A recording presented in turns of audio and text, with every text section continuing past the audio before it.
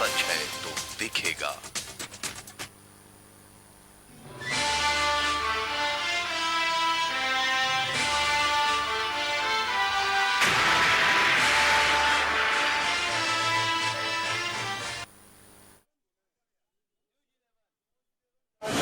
नमस्कार, मैं प्रवीण सेठी। इस बोल जनता बोल कार्यक्रम में आपका स्वागत है। इस समय मौजूद हैं जमशेदपुर के बागबड़ा क्षेत्र में, जहां से हम सीधे रुख करते हैं ग्रामीण क्षेत्र की ओर। और हमारे साथ क्षेत्र की जनता भी इस समय मौजूद है, जिनसे हम जानेंगे कि इनका सांसद, जो आगामी लोकसभा चुनाव होने वाला है, ऐसे में इनका सांसद कैसा होना चाहिए, किस तरह के व्यक्तित्व के धनी व्यक्तित्व को ये सांसद के रूप में चुनना चाहेंगे, क्या सोच रहे हैं, क्या मुद्दा है, क्या मुद्दा लेकर ये अपना मतदान करेंगे, इन सारी बातों को जानेंगे जनता से। जी हाँ, आम जनता हमारे साथ मौजूद है।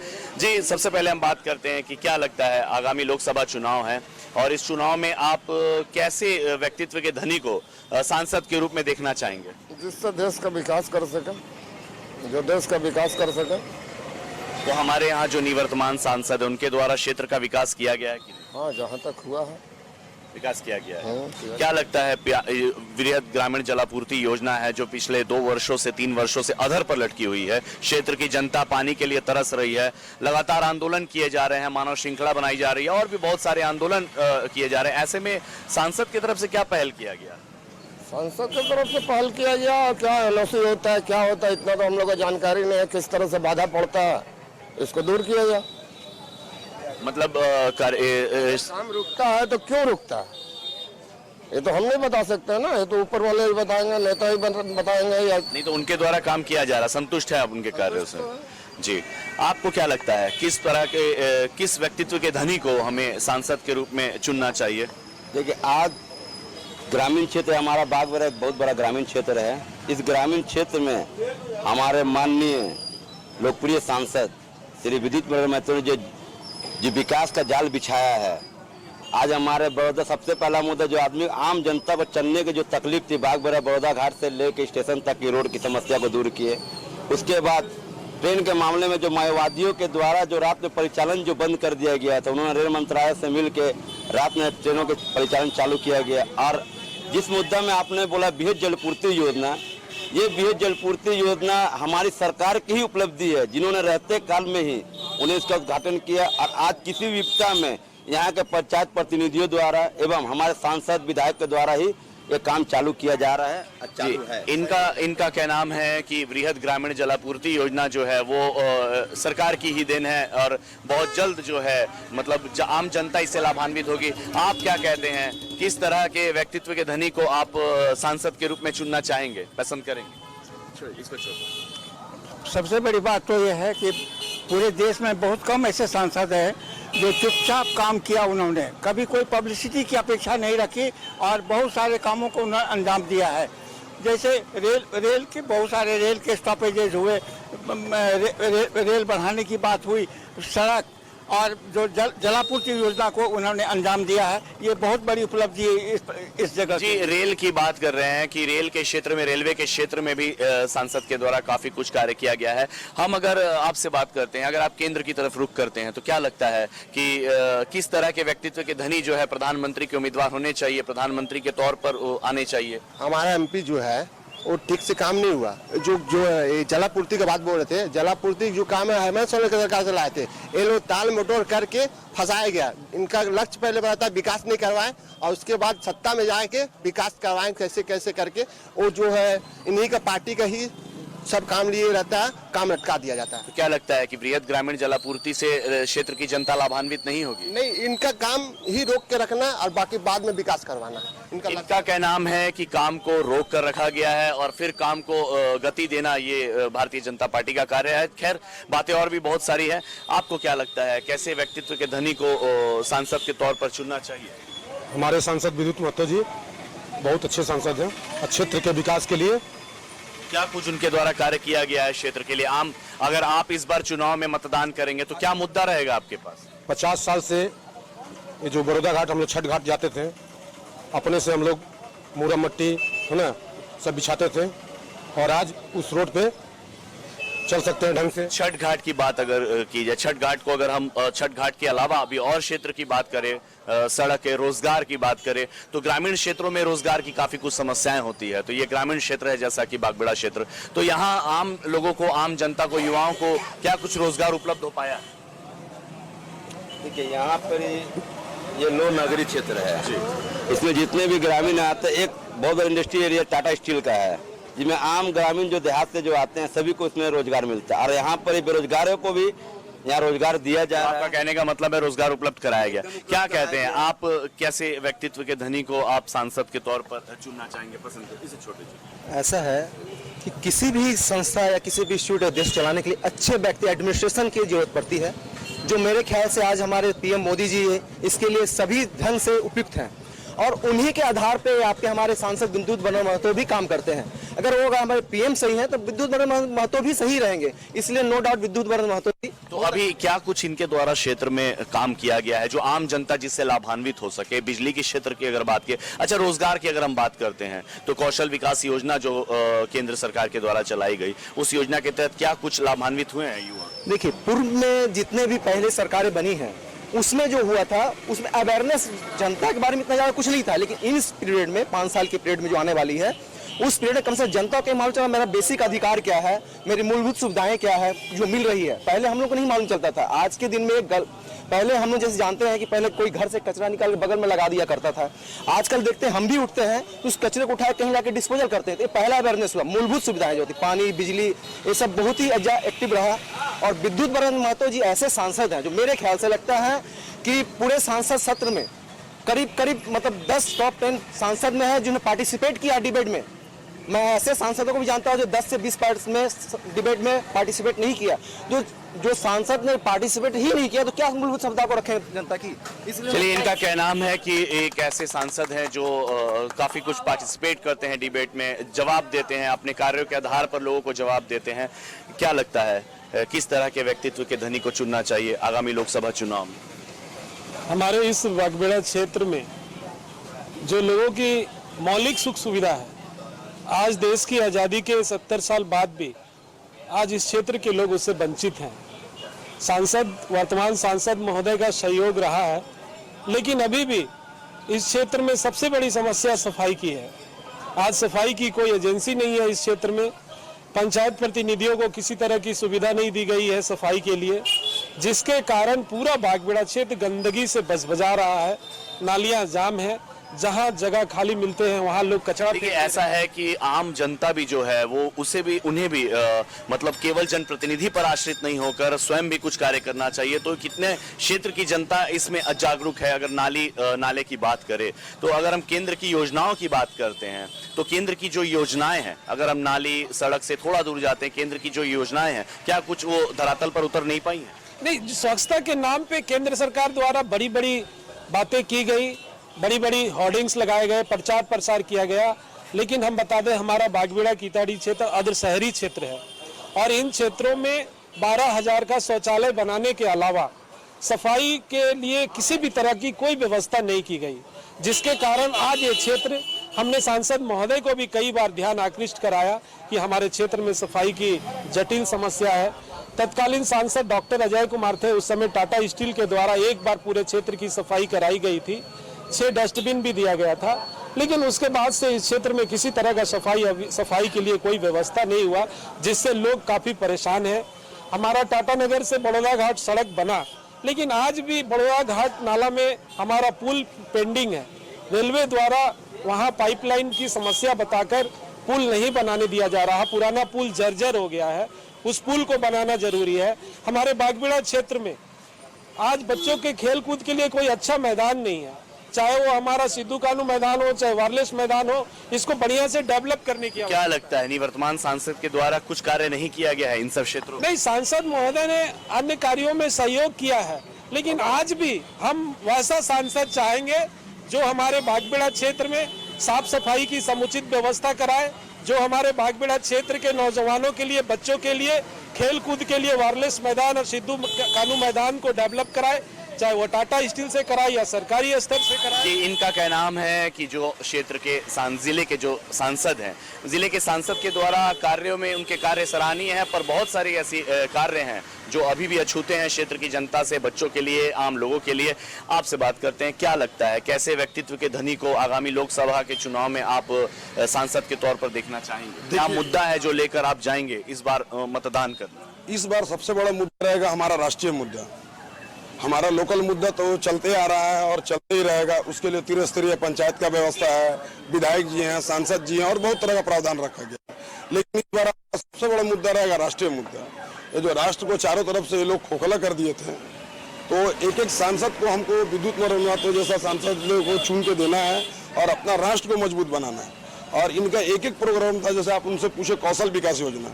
एक समय था कि 18 से 20 साल का लड़का लोग जो उतना पढ़ने में तेज नहीं होता था, उसको समझ में नहीं आता था करे क्या, जाए कहाँ, उसका लक्ष्य क्या होगा, वो एमलेस होकर इधर उधर भटकते रहता था।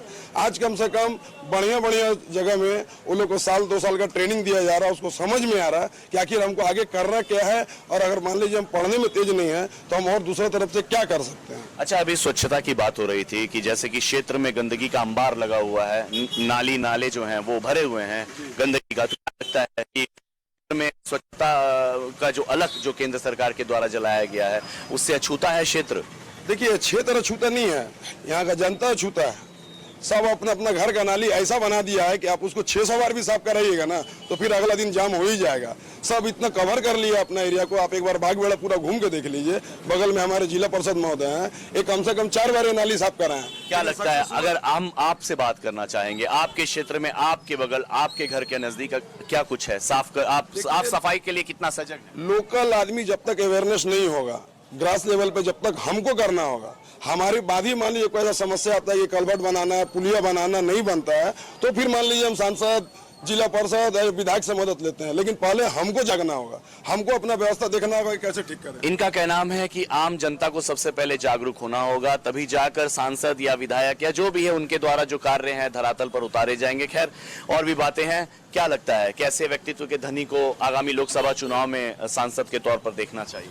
हमारे जो वर्तमान सांसद है, हमारा बागबेड़ा कॉलोनी कचड़ों का ढेर पे बसा हुआ है, मगर दुर्भाग्य है कि कचरा फेंकने का कोई स्थान नहीं है और अभी तक हमारे वर्तमान सांसद जी कचरा फेंकने का कोई भी स्थान सुनिश्चित नहीं किए हैं, ना ये सांसद में इस आवाज को बुलंद किए हैं। दूसरी बात, हम बागबेड़ा कॉलोनी पंचायत के उप मुखिया हैं। बागबेड़ा कॉलोनी रोड नंबर 1 से लेके 6 तक पूरा जर्जर स्थिति है, लेकिन हमारे सांसद महोदय अपने चाहते तो फंड से रोड नंबर 1 से 6 तक आपकीकरण करवा देते, लेकिन उन्होंने नहीं करवाया।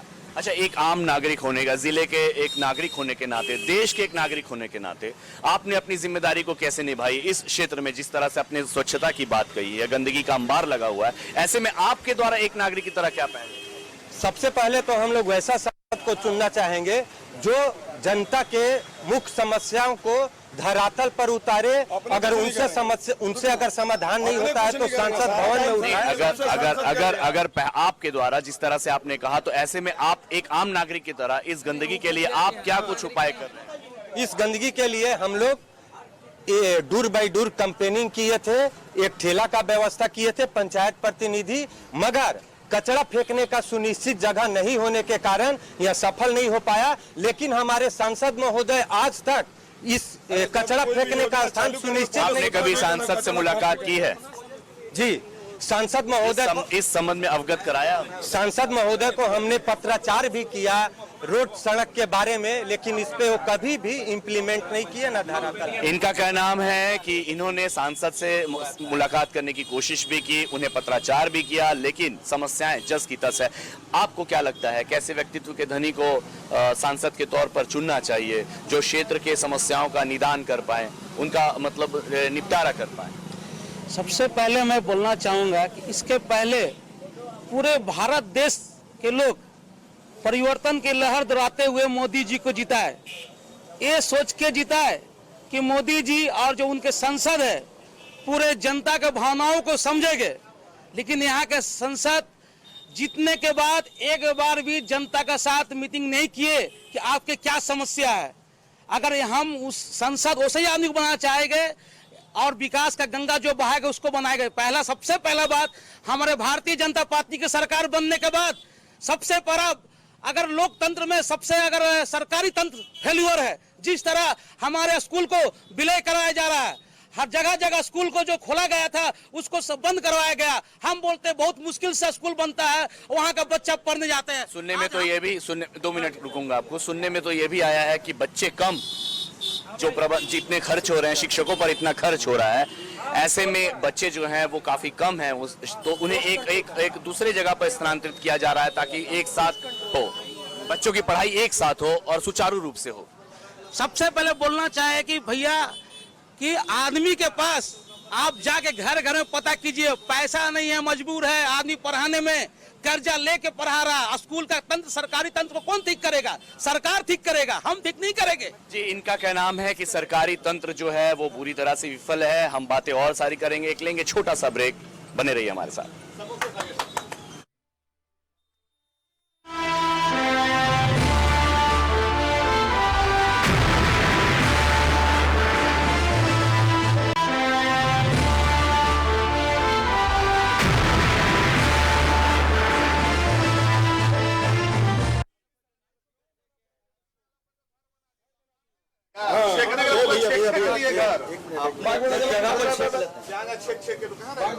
आइए ना भैया, आप लोग, आप हमसे कहाँ हैं?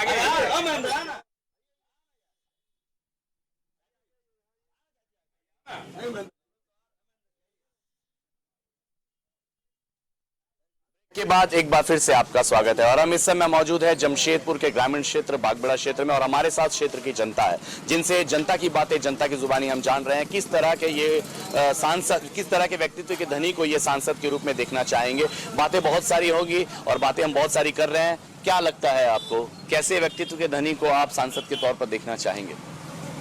सबसे पहले राष्ट्र के नाम पे जो काम करेगा, उसके बाद पार्टी होती है, उसके बाद हम हैं। जब सेना ही नहीं रहेगा तो हम सुरक्षित कैसे रहेंगे?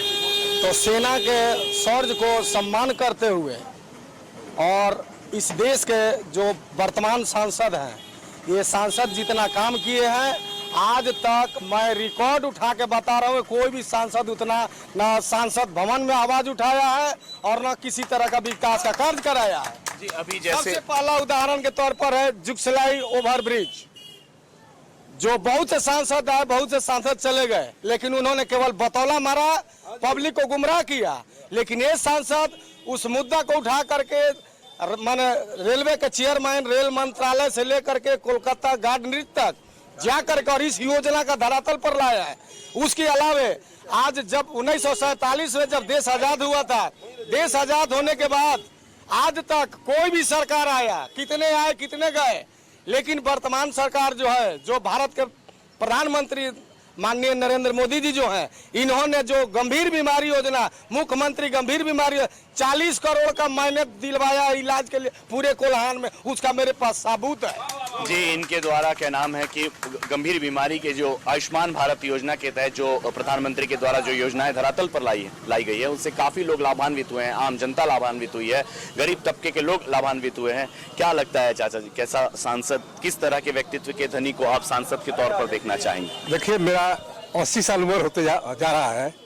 आज़ादी 1947 में मिला। हम लोग बिजली नहीं देखे थे जब तक जो है I8 में पढ़ते थे। बिजली नाम का तो चीज़ ही नहीं जानते थे बिजली क्या होता है। ये सरकार आने के बाद कम से कम घर घर बिजली पहुंचा, गरीब को गैस का चूल्हा मिला, आयुष्मान योजना के तरह गरीबों को जो है दवाई मिला। इतना ही नहीं, कम से कम सरकार में एक इच्छा शक्ति थी कि कोई भी ठोस निर्णय है, आज इसके पहले जो भी सरकार थी कोई ठोस निर्णय नहीं ले पाती। अच्छा, अभी कुछ लोगों का कहना था कि सरकारी तंत्र जो है इस सरकार में विफल है पूरी तरह से, तो क्या लगता है? सरकारी तंत्र पहले से बेटर है। सरकारी तंत्र पहले से बेटर है। अच्छा, अभी मैनिफेस्टो अगर हम केंद्र की तरफ रुख करते हैं तो कांग्रेस के द्वारा, कांग्रेस पार्टी के द्वारा आम लोगों को चुनाव जीतने के बाद 72,000 रुपए देने का जो ऐलान किया गया है, क्या लगता है कितने हद तक इसमें सच्चाई है? 60 साल के अंदर में तो नहीं दिया। गरीबी कम से कम उसका 3 पुष्ट जो है गरीबी मिटाने के नाम पर वोट लिया, लेकिन गरीबी मिटी नहीं, जैसे कि तस्वीर रह गई। तो अब कैसे उम्मीद किया जाए? अभी स्वच्छता की बात हो रही थी कि पूरे बागबेड़ा क्षेत्र में गंदगी का अंबार है, क्या लगता है? गंदगी हम लोग तो जब यहाँ 1967 में हम आए हैं यहाँ पर बागबेड़ा में, एक भी रोड नहीं था, सब कच्चा था। कम से कम ये रोड जो बना है, हम इसमें आदमी को चलना मुश्किल था, गड्ढा था।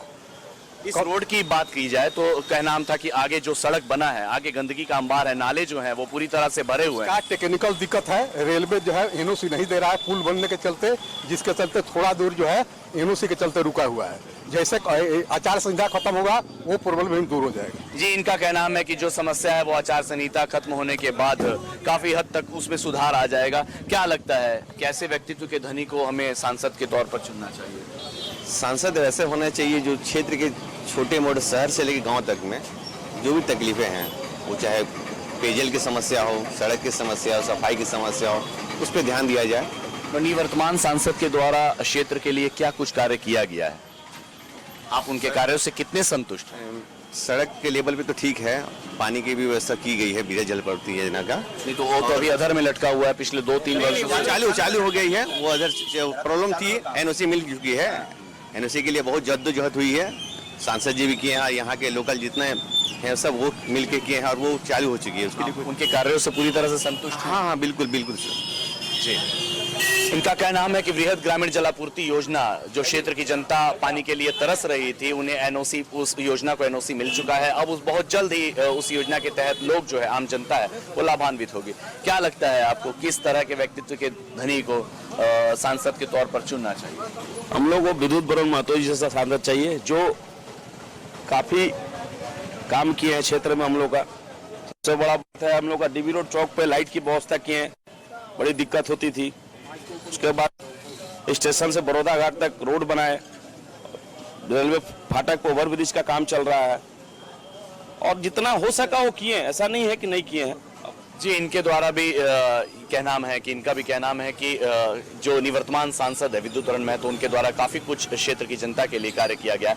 हम केंद्र की तरफ रुख करते हैं तो क्या लगता है कि केंद्र में हमारे जो प्रधानमंत्री के जो उम्मीदवार हैं नरेंद्र मोदी, उनके द्वारा क्या कुछ कार्य आम जनता के लिए जो अंतिम व्यक्ति तक पहुंच पाए, ऐसा क्या कुछ कार्य किया गया? बहुत से कार्य किया गया है। जैसे मैं आपका प्रधानमंत्री आवास योजना जो बहुत से निर्माण कार्य जारी है, उसके अलावा आपका बहुत सा है जो कि उतना योजना तो याद है नहीं, लेकिन बहुत से योजना चल रही है जो अंतिम व्यक्ति तक पहुंच रहा है। इनका क्या नाम है कि काफी योजनाएं जो है प्रधानमंत्री के द्वारा चलाई जा रही है। आपको क्या लगता है? मोदी जी जिंदाबाद हैं, यही कहेंगे।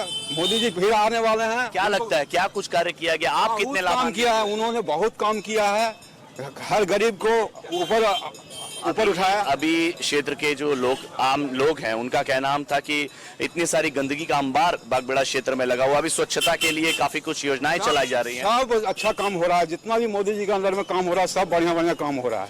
जी, ये इनका कहना है कि मोदी जी के जो कार्य है वो काफी इनसे संतुष्ट है। क्या कहना चाहिए? दोनों सांसद के बाद तुलना कीजिए। एक सांसद ऐसा खड़ा है जो बिहारी भगाओ आंदोलन शुरू किया था, यहाँ पर जो है अपने खड़ा होकर के हर गुट्टू के आधा घर को खाली करा दिया था 2002 में। जिस समय डोमिसाइल स्टार्ट हुआ, आधा हर गुट्टू खाली करा दिया था और वहाँ नारा दिया था बिहारी भगाओ। वो एक तरफ गठबंधन का खड़ा है और दूसरा ऐसा व्यक्ति खड़ा है जो इस तरह का कभी नारा दिया ही नहीं। जी, जातीयता से अगर हटके देखें तो उनके द्वारा काफी कुछ कार्य किया गया है। इनका कहना है कि विद्युत बरुण महतो निवर्तमान सांसद के द्वारा जो कार्य किया गया है उससे आम जनता काफी लाभान्वित है। आज के लिए बस इतना ही, हम फिर मिलेंगे, तब तक के लिए दीजिए इजाजत।